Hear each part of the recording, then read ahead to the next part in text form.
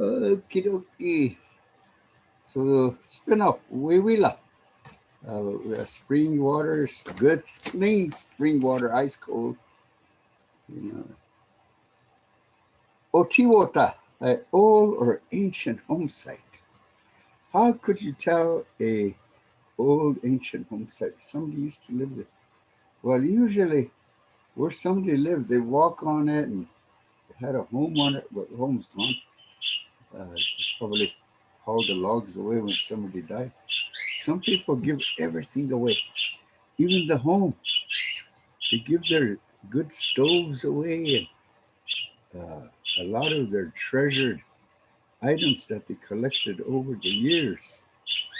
A lot of chairs, benches, beds, give them all away when somebody dies. That's what happened to my grandma Red Star. I went home after traveling all over the United States. I didn't know she passed away. I was going to go visit her, and I was going towards her home, her and Grandpa's home. There's no house there. I went over there, everything was gone. Just the water pump was standing right there. There's nothing there. So everybody came over and grabbed whatever they want after they passed away, like a giveaway, you know. And so there was nothing there. And when that happens, usually there's an indent in the land because they walk around there and stuff. So if there's an indent in that land, usually water, when it rains, it would settle there in that hardened ground to hold water like a bowl, and the grass would grow greener there and some taller. So you could tell somebody must have lived there a long time ago. Because look at there's nice green uh, grass there, and because the bowl like home site held the water and could water feed the plants, and so there's a site for where old people used to live, or somebody lived a long time ago. I saw many of them, those home sites. And some of them still have foundation. The concrete foundation, someone's still standing the foundation. So that somebody used to live there then. Or that's a otiwota. If you see an actual foundation, in square or rectangular foundation, it's somebody used to live there. Old homestead, otiwota. Owichache. Owichache is a burial grounds. We have burial grounds, and that would be a place where they had buried people when the government made policies that everyone has to be buried 6 feet underneath the ground. And so, Lakota, we had to, after we have our scaffold, scaffold wake, whoever lives that way. I don't think too many people put their dead relative on a scaffold anymore because of those laws. You have to bury them 6 foot or better underneath the ground. And so the Oichache then became the ones we see now with the tombstones, and they're fenced in.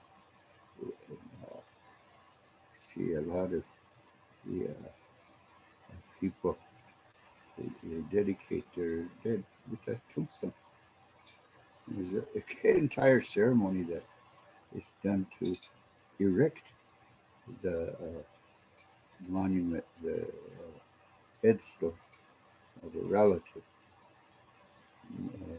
Our relatives, we're poor, but we made it a fact that we're going to have a tombstone. Now they got some that are little, that kind of lay on flat on the ground. But anyway, it identifies who's sleeping there, who passed away, and that's their burial place. And so, it's important to know, where your relative is buried, because you might want to go stand there and offer some flowers or maybe a flag if you're military, say some prayers. It helps the individual themselves who is saying the prayer. It makes them feel better when you really miss somebody and you can't hardly stand it anymore. It's good to go to the graveyard and just stand there and say, I'm still doing well. I do a lot of the wonderful things that you taught us. I still continue to let you live in our spirit. Your knowledge still lives. We still do the things that you did so we could have things that are done in the right way. Otherwise, it'll be forgotten. No more culture. We lose a lot of the things that the ancestors did, the traditions, customs, and the rituals. If we stop doing them, we have to do something that somebody else does. And there you're converted to a different rituals and customs. You lost your own, that means. You lost your own uh, distinct Lakota culture. It's gone, so we adopt some of it by law, like the burial ground, buried 6 feet under, and tombstones. Well, I think it's also, mostly encouraged by modern uh, people who buried their dead. And in some of the movies, see somebody that died, they usually put a cross there and put their name on it. Old saying goes, if you don't put uh, a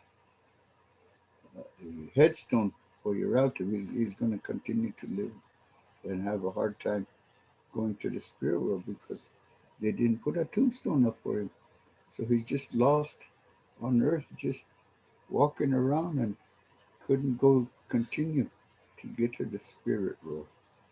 I don't know how that works, but I heard that happens in some people's stories that uh, you got to put a tombstone or they won't rest. They won't rest in peace. They will always be roaming, sadly. And so a lot of those stories came somewhere. Some of us heard them, and here's what I heard, we would say. And here's what I heard. So the burial grounds are really important for us to memorialize our wonderful relatives that went to the spirit world. I want to do is directions. We o i we o i ochpeatakia. We o ichpeatakia. Direction the sun goes down or west. The direction where the sun goes down is we o i ochpeatakia. Takia is towards. Towards the sun went down. We o ichpea. The sun went down toward that direction. Of course, then we know what direction it is, but uh, sometimes we really do make sure and say west. Wazia takia. Wazia ta is toward the north, where the pine trees grow, evergreens grow, the tundra, and that's north. Okay. We o I ampa takia, where the sun rises. That's east. Where the sun rises. Let me say it again. We o I ampa takia. Ampa is daylight. We owe you, we owe you, uh, we owe you ampa. We owe you ampa. Okay, means the sun at that place and time made it become daylight. We owe you ampa. That's what that entire thing says. The light that made the daylight. That's the east direction. Takia is indicating that toward where the sun rises. Ito kakatakia, the shaping facial features. Ito kaka fixes your face. Another interpretation could be also toward the south is where they use masks to dance, like the crown dancers, the Apache crown dancers, the Navajo and the Hopi. They have masks sometimes when they dance. That's a festive time. And some of it's sacred dance. When they have a sacred ceremony, the crown dancers, they come in dancing. Mm, Anybody could pick themselves to be a spirit dancer. Doesn't have to be at a Sundance. You know, you could stand alone someplace and uh, sing a song with the drum and hit it and make the beat. You know, be a part of your body, be a part of the melody, and the body feels it. And so it helps then to know that a song, the rhythm, the beat is healing. You're not sitting still forever. You're moving, and your heart feels good by the energy of the movement. Uh, that way you won't age so quickly because you're pumping some of the molecules needed to go towards the brain to keep your mind young so you don't get forgetful right away. It's up to our blood and the circulation. That's why you have to exercise, do things, chop wood, go out to water, because that encourages long life because of the blood flow to the brain, taking the molecules that makes the memory keep on going. A lot of these are important. Lakota, we always did move around, no choice. We didn't have no machines, we didn't have no cars, nothing. So we had to do everything by hand, by walking. And if you have horses, even there, that's work. You have to look for them. You have to walk far away sometimes to find them and then lead them home. Unless you have a good skill at making a halter, you could fashion a halter for one of the horses that you can ride and then herd the rest back. That way you don't have to walk back as you ride one of the horses. Nowadays, you call them saddle horse. Find a saddle horse and put a halter on it, jump on its back. It's accustomed to having something on its back. So you get on and ride home, uh, herding the other ones. Uh, or sometimes you don't have to herd them. Just pull the leader along with you, and all the rest of the horses follows that leader. And that leader is important. And so we really treasure our lead horses, the ones that control all the rest of the herd. Those are the ones that are our greatest treasures. Let's go to uh, the next one. Is Mahpia Takia, toward the sky. Okay, toward the, the color of blue. There, toward the sky. Okay, so those are all important words that are relative to the sky. Would be Mahpia Takia. And Munchimakataka, towards grandmother earth. And that would be towards the ground. Munchimakata. Shewakiela.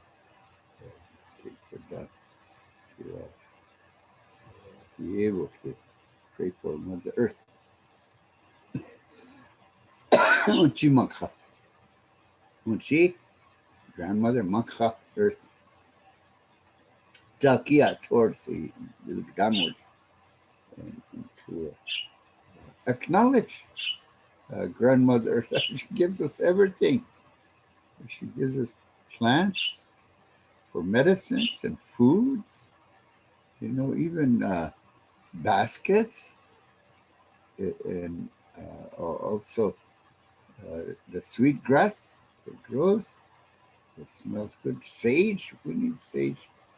All of this involves work because you have to go to where the pond is that has the sweet grass. Sometimes you have to walk all day if you can't find it. And they said there's some way up there, Sisitron, over in Sisichin. And that's about a couple of days walk. But some people start walking that way just to go get sweet grass. And that way again, towards Pipestone, Minnesota, to get some pipestone for the pipes at Chanupa. Sometimes the Wakichunze, the advisor for spiritual times, they'll say, make your own Chanupa. I don't even know where to get the stone. I don't know even how to make a hole in the tree limb for the stem. And I don't even have a song for filling the pipe. So it has to take a long time to know these things. If you don't know it, but there was a grandpa who knew all those songs that lives all the way to Porcupine. So you walk from Kyle to Porcupine, quite a ways, walk all the way over, cut across, get over to Porcupine and go to that old person's home and offer him tobacco and they'll teach you how to fill your bag, fill it up to actually.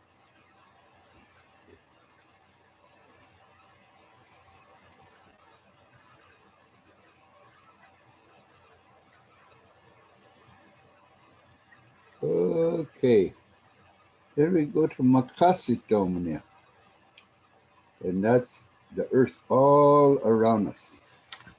All around us, Makasitomnia. Wankatakia, upwards.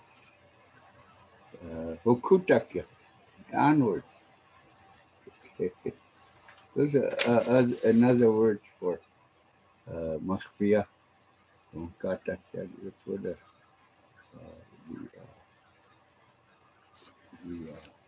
sky is.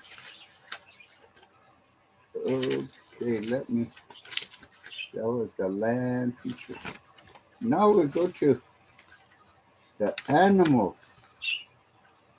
The animals. Now, if you see that little star after the T, that's a guttural. The kha. Anything you see, like the G, the star after it, that's kha. Usually you have a dot or a little wedge over the T to indicate the guttural sound. Called diacritic. The little sign is the diacritic. You see that over the T, a dot or a little wedge, that would be for the guttural sound. Same with the G. So it's not too difficult because we don't see anything that's challenging except the one that P. That has a guttural sound. Cho, chotka. That was a P. We'll get to that. The first one is pte, and that's a cow. In the old days, it was a buffalo cow. Then we start to get those European cattle of different colors, the Holstein cow, the Jersey, Black Angus, Brahma, all different kinds of bulls and all different kinds of sacred sacred word designation for the particular animal that we're talking about. So we say tchatchanka, tchatchanka, big body animal. Tcha, that first one, that tcha is tchatchan, tchanka, but it was shortened to just tcha, tchatchanka.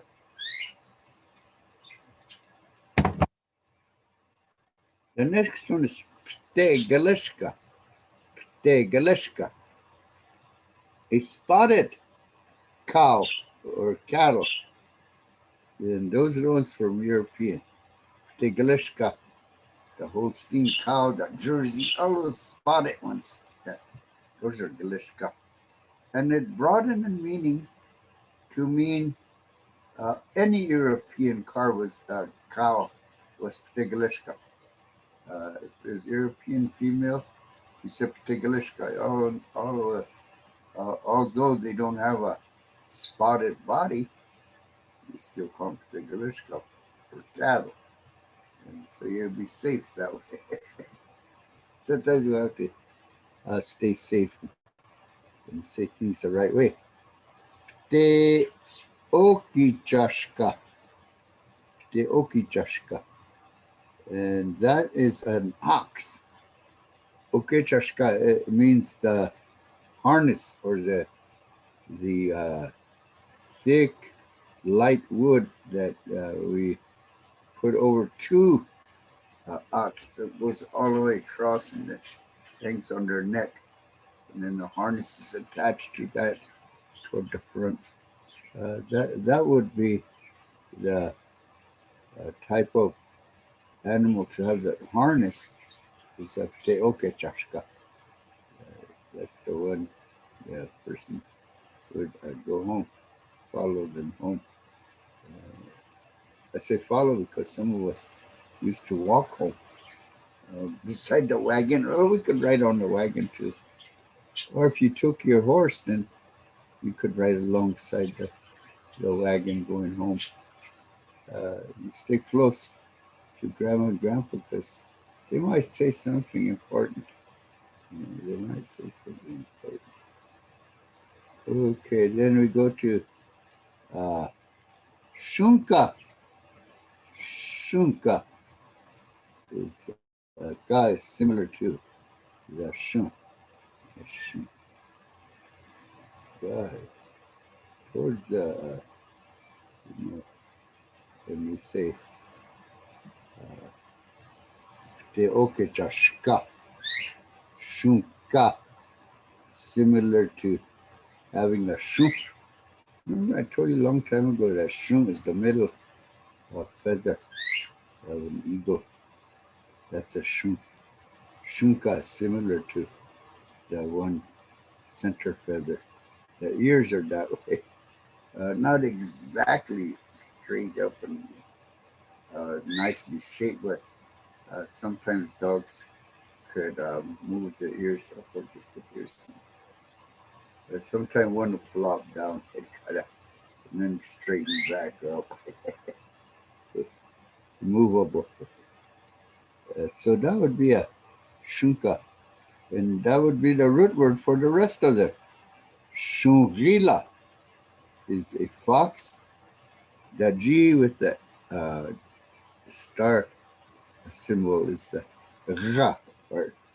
So be Shungila is a coyote.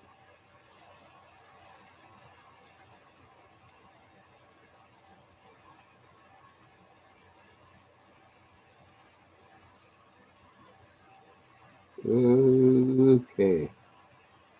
Next, we go to Shungmanitu, which is the coyote. Manitu means a wilderness. So Shungmanitu is a wilderness dog.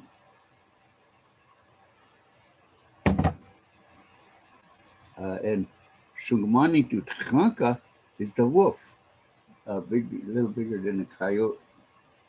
So we say Shungmanitu Tchanka, the bigger coyote-looking animal. Then we have shunshunla, the donkey or a mule. Still, that they have that ear sticking up like the middle feather of the eagle without two. So it'd be shunshunla. They have that.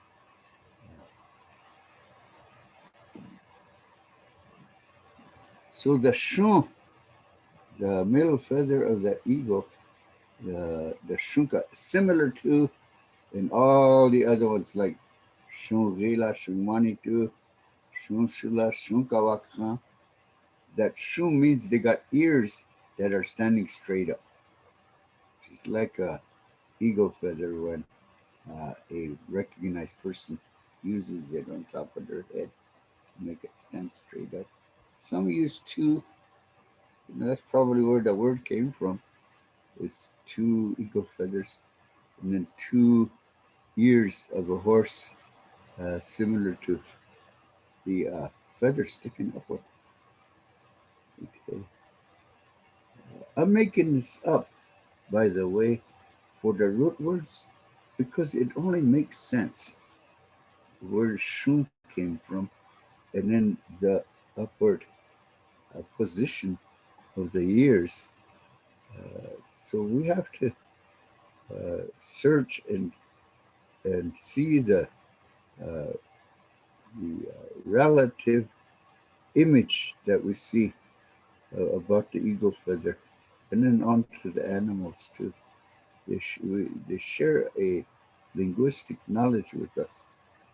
And anybody who starts to speak Lakota, some of the Lakota speakers were uh, uh, blessed with growing up with old people since they were small. And so if you see a person who has grandma all the time, you generally sometimes see them bring gifts to grandma. Bring something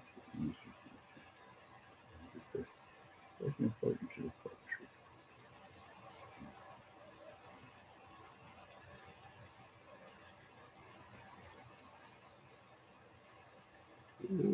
Okay. Now we'll go to Shunkawat Khan and then Igamu. Igamu is a cat. And Igamu La with the L-A would be a smaller version of the cat Igamu La. Lovable cat or kitten. And Manaja. Manaja is a mountain lion. Manaja. And they mark their territory. Mana. Ja. Here and there, all over. They mark their territory and they actually urinate on certain items, uh, features of throughout the land, so that he can know where all he was by his scent, or warns uh, other mountain lions that this place is occupied by someone, right? Yeah, that's why you mark your territory. Going to a bad example is the fences on on people's lands. They put a fence up, right? You got no hunting and no trespassing, which I understand that it keeps the farmers' families safe from hunters shooting any place. I know there's laws against that, and so we have to respect that. Respect that, and so the fence lines are like marking their territory. The invisible marking territories by scent, and that's what the mountain lion was doing. Is it puts out the scent here and there all over to say, "I'm the boss here." But there's other animals that have their ears and ready to go at any time. Well, thank you very much. Stop right there on that part and continue on, with these words that Shunka Wichasha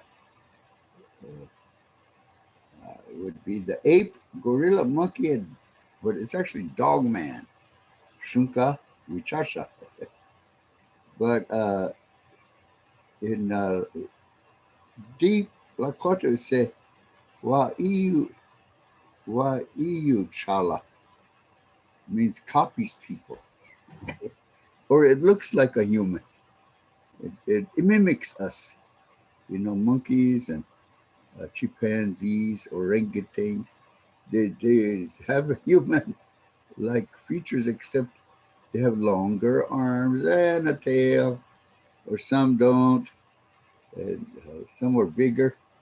And nevertheless, they look more like a human than the other four-legged animals. So that's why we say that one for the and Dakota say Wanunchada is the monkey. Wanunchada. It's a mimicker, copies what everybody does. Or even if it's not copying, it seems like it's human like because it holds its food to eat. It holds the food. The uh, Wichite galega is the raccoon, and they have hands like humans. Their feet, they have five. Uh, they have five digits on their hand, and they wash their food. If they're by the river, they wash their food. The raccoons wash it. And clams, they eat clams, crawdads, and things like that. Yeah, I think they probably really treasure clams because a lot of the little rivers have a lot of clams. Raccoon River. You call it raccoon because you see all the little footprints along the shores of the raccoon. I mean, thousands and thousands of footprint of the raccoons. I think they dominate those. There's three raccoon rivers. There's a middle one and one on each side, uh, east and west raccoon and middle raccoon. And each one of those tributaries or creeks or little rivers, where the sandbars are, you're going to see like thousands of raccoon feet. And you're going to see the clams that were opened up and the little meat taken out of it in the center. The clam. There's all kinds of food activity going on alongside the shores. Right. They probably know when to go to harvest the clams and crawdads. My wife saw a cute little kitty, so she wanted to trap it. But her brother lent us his trap to trap the kitten. But he said there's going to be some stories on this one. So you might catch a skunk first. You get that release somehow, and then you might catch a possum. But you probably never will catch the little kitty, he said. You'll catch all kinds of stuff.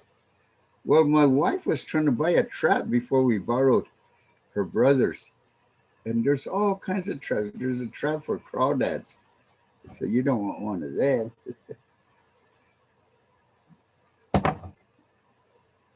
So there's we always fall in love with the little animals. They're wild around our town here. We got 65 people living here.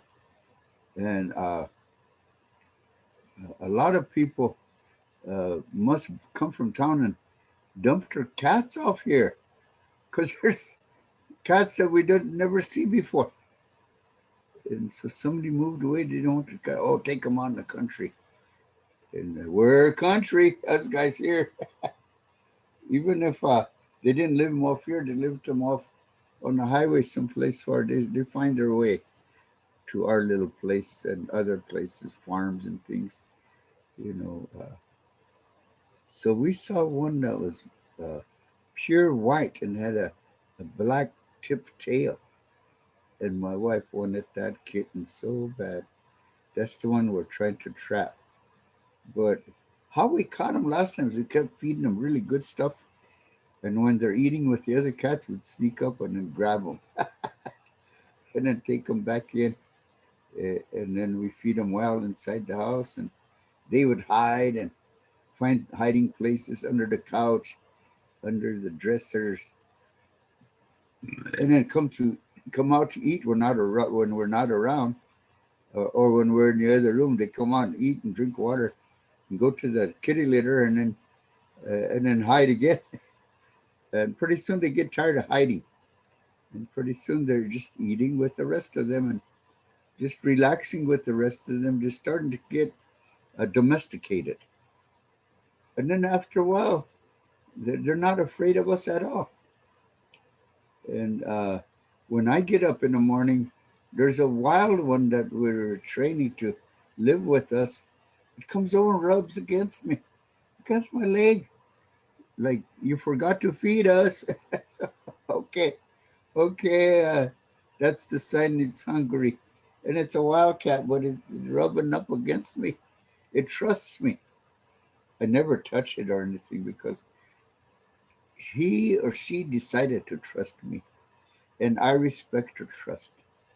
So I don't pet them or anything for a long, long time until they're really comfortable and they feel safe, and then finally I pet them, and pretty soon they're on my lap. Pretty soon they're purring, you know. So they get there's a little process they go through to get domesticated themselves.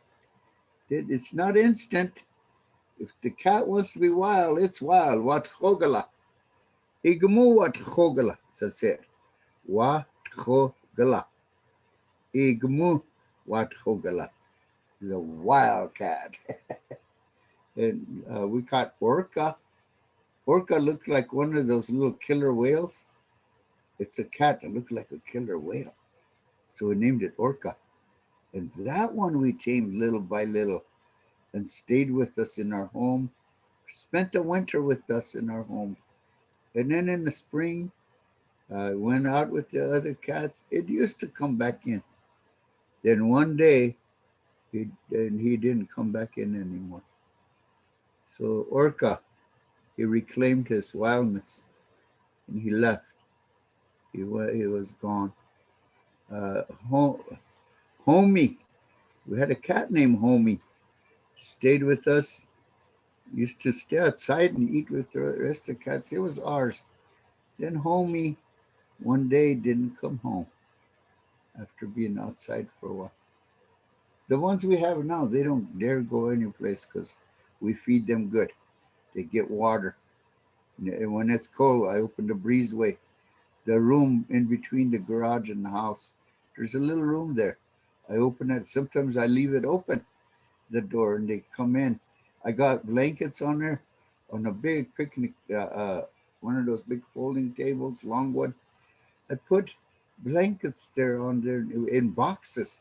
Oh, they love those cardboard boxes. I put a towel in there or a blanket, a little blanket. They would sleep in there, and you let them sleep in there for maybe a week. Then you dust it off and throw it in the washer. If you leave the blanket there too long, it accumulates with hair, cat hair, and you don't want that. Well, if it's too much cat hair, it's hard to clean. So you only give it a little time. If there's a little bit cat hair, then you shake it out and then throw it in the washer. That's what we do, you know. And but I like the blankets that are uh, not fluffy, so they're easier to wash that way, you know. And so we learn little by little, we learn how to care for them, keep them clean, keep them, have a high class place to stay. You know, they're loving, and so we want to love them. Uh, they're lovable, so we want them to be loving, so that they can be lovable. It works that way, I think. I think humans, we learn that way. In order to be loved, you gotta be lovable. That cat, the cats are that way. In order for them to have a loving attitude, you gotta love them, hold them, pet them, feed them good. Then they become the most lovable, trusted companions that you ever have in all your life. And they help your heart. You know, they're around to be with us, and to be filling our time. We spend time with them, and we spend time because we love them. It increases our love juices, our love cadence, our love pulse with their purring. It teaches us how to generate love through your heart, and to always move for them, moving and around all the time, cleaning kitty litter, buying cat food, carrying it in. Uh, they're encouraging me to move my body, and to make the molecules move even to the brain, so I have better memory. So they teach you about love, how to live long. We don't look at it that way. We say, oh, that's just a cat, you know. But it's more than that. It's because they've been put here to show you about patience. They're the most patient showing animal in all your life, and they don't get too excited. They and they ignore you. They ignore you. A dog is, if you go, they come running with their tail like this and stuff. You try to whistle at a cat, it won't even pay attention to clean its little paws, or it doesn't pay attention to you. You know, they're the ones that have the ultimate respect for being quiet, silent, serene, cool. In other words, they know how to be cool. You know, they're cool cat they're, they're really uh, distant but loving in their own way. I wish I knew how to do that. I'm wondering right away. I want to shake people's hand and stuff. So I'm a different kind of human being. If I see a friend, oh, I'm smiling already because I know they got jokes about me and some things I have about them. So right away we start smiling, and don't say it. Don't say it. And so I'm a different kind of human being from a cat. The cat, at least, it knows how to be cool. How about the little dog? Is he cool? Not mine. Not my little honey. Oh, when I call honey to go outside, it runs around in circles and barking. If I'm going to the store, and if it's cool enough, I take her with me to the store, leave her in the car, and roll the windows down a little bit. If it's cool, not on a hot day, I take her for an outing.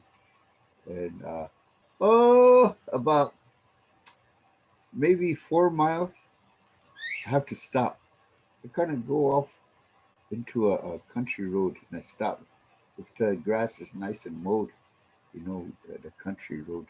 I stopped, and then it runs around and goes to the bathroom and stuff. It loves the country. So I stop and let her out and let her run around. Let her run around, and then I say, okay, let's go. She runs back and hops in the car. Then we go to the store. Yeah, it needs some time for herself, and I give that to her. Time for herself, relieve herself, enjoy the country, look around, breathe some other fresh air the smell of the different flowers and the different plants around there, enjoying a different scenery, not always the same. And so I give them variety. I give my little animals variety. And we have 3 dogs, and they enjoy variety, different things every now and then to go see different things. Little Honey would stand in the middle of the car looking around on my little armrest here. That's her place. Sometimes stands up, looks around, see how it looks, the scenery, so she could remember where she was. And so I make her. I didn't make her. She sits there on her own. She picked her spot, where to sit. And so dogs, not they're not cool. They like to be more engaging. They're more engaging, and that's the shunka. The shunka. And then we were at Igamula. All of these, they have different characteristics. I own, not own, no, I have them for friends. I have birds. I started to know, how they are and what they expect of me and what I expect of them. I always tell my wife, I said, they're my little bosses. They tell me when they're hungry. They tell me when they don't have any water. They're my little bosses. I'm the one that has to fill that for them. But they have sounds. I could recognize their little different sounds, for different desires and different likenesses, different happiness sounds, and so I have to really pay attention to them, just as much as some people should pay attention to their teacher. You should, because I pay attention to my little teachers, and they don't even speak. They just have melodies, whistling melodies. But I listen to them. I respect them. They're my little teachers too. But I pay attention, to have a long life with them. There's one right there. I don't know which one that is. Who said that? There's two sleeping. And who's not sleeping? Well, I think that's Arcadia. Arcadia is the only one awake. The other ones are tucked in, sleeping. Just about the time to sleep. And then they get up and then they move about. They have swings. They swing back and forth. Have a good old. They have toys of all kinds in their cages, so they have a good life here. They got good food. I just bought treats for them today, right here, right here. This is treat sticks, crispy honey flavored for cockatiels. And this one for my other one. I get them ready to have a good week. And this is for the parakeets. And that's for those two little ones right there. Is Ezekiel and Cedar. They're looking, they're up now. They're looking at it. They know their names. If I say their names, all of a sudden they get up and look to see what I'm talking about. They know I'm talking about them, and they just sit there and listen, probably to what I say. I don't think they understand me, but I know that my voice has a sound of concern. They know that. They know I have a sound of concern, and that's how teachers should be to their students. Is have a voice, an attitude of concern. That's probably the number one teaching technique that we all should learn, is to be able to have concern, because we're responsible for people's children or their students. We're responsible for them and to help them navigate through this life. And what we know and what we learn, we could pass it on to them. And that's what we call oral tradition. I'm happy that they have the Zoom for oral tradition. And believe me, if this is recorded, I don't care if I don't have a single student. Do you know why? Because it's being saved. And one of these days, somebody's going to listen and know that I was trying to reach people. I think that's the important thing about these devices. Is we save things to reach people. For those who are busy doing other things, those that who have children and other responsibilities, at least we could save something for when they have time to be able to enjoy a visit. I think this is the most wonderful way that we can live during these harsh times, these difficult times. We have this pandemic, and sometimes we have to get someplace to go get some groceries if it's free. Our neighbor just came over and gave me a little a ticket. He said, if you need animal food and you can't afford it, you go to this place and get an application, and they'll help you with your animal feed and animal products. They're really nice here where we live. We only have 65 people here, but we really watch out for one another. When I come back from late at night, I came back last night at 11. I was at a powwow, Melks camp. So I came back in, and the end ones, the teenagers way at the end of the street, they saw me pull in. So they came by on their bikes just to see if I was okay.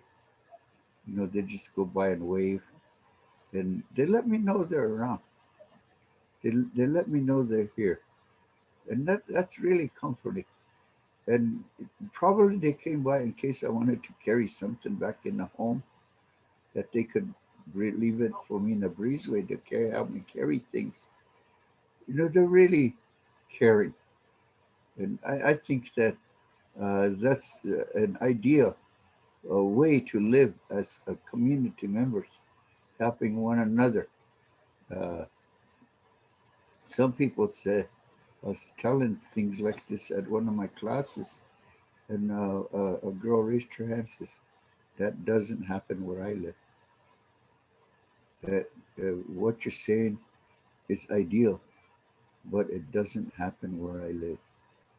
Uh, People are mean, and people are not good to each other. People hate one another, and they scream at one another. And so what you're saying sounds good, but it isn't true for some places, she said. And so I said, that's why we have to get to know one another better. Put some programs on for your community at the community hall, and do things together to get to know one another. Some kind of games, or maybe a little feast. If there's food, people will come. Put on little town feasts just so people could meet people, eat together. The best form of intimacy is eating together. There's ways we can reach people. There's ways we can recognize people. Have Christmas programs, and the European introduced programs like Thanksgiving, Easter. Adopt some of those days. You don't have to celebrate it. Just during those holidays, do something together. It doesn't have to be because it was a recognized holiday. Just use that day when nobody's working. In place of it, do something for the community, in your own communities. You could saddle your own culture unto the things that are going on, that are recognized, but you can recognize yourselves too. Thank you for today. I hope that you have a wonderful day. Mitakuye oyaski. And I'll care what I'll see you again.